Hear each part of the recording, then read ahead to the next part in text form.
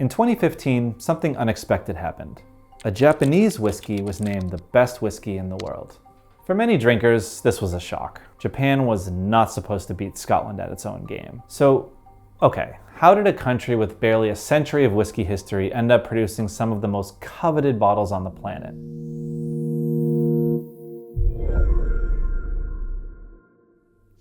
The story of Japanese whiskey begins with one man, Masataka Taketsuru. In 1918, Taketsuru traveled from Japan to Scotland to study the craft of whiskey making. He apprenticed at the distilleries, he learned the chemistry of fermentation and distillation, and he even married a Scottish woman before returning home. His goal was simple: bring Scotch whiskey to Japan. But when the spirit arrived in the new country, something unexpected happened. The climate had changed the chemistry. Hot, humid summers, cold, dry winters, and dramatic seasonal swings. That means the whiskey interacts with the wood of the barrel far more aggressively. In plain terms, Japanese whiskey can reach serious complexity in under a decade, while Scotch often takes much longer. For years, Japanese whiskey was surprisingly overlooked.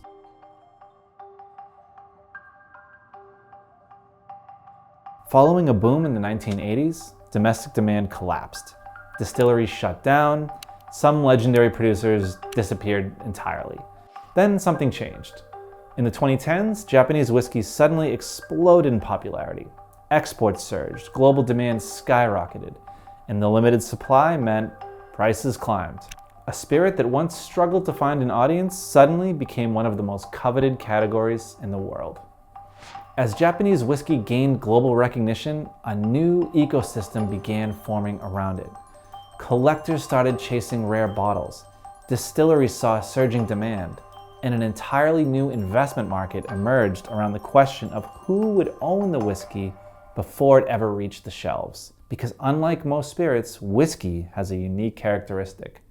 Its value often develops inside the barrel. As it ages, the spirit interacts with the wood, the complexity deepens, and the scarcity increases over time. That's where companies like Decanta enter the picture. Founded by Japanese whiskey expert Makiyo Masa, Decanta has grown into one of the largest global retailers of Japanese whiskey, offering more than 2,000 different expressions from distilleries all across Japan.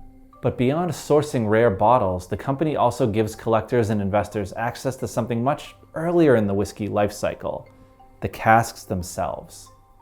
Japanese whiskey is now entering a new era.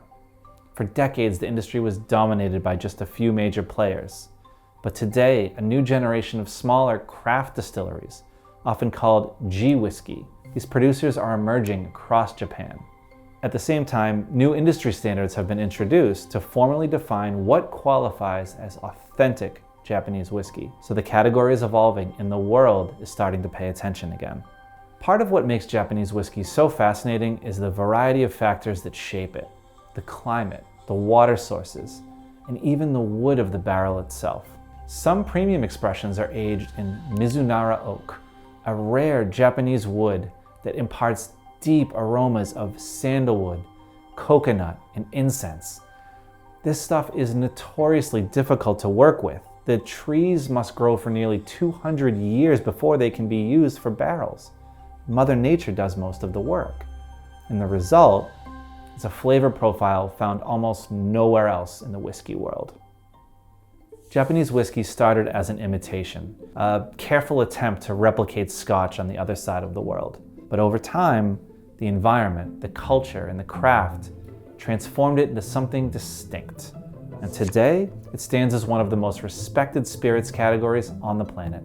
And for collectors, investors, and curious drinkers alike, the story of Japanese whiskey is still being written, one barrel at a time. Cheers.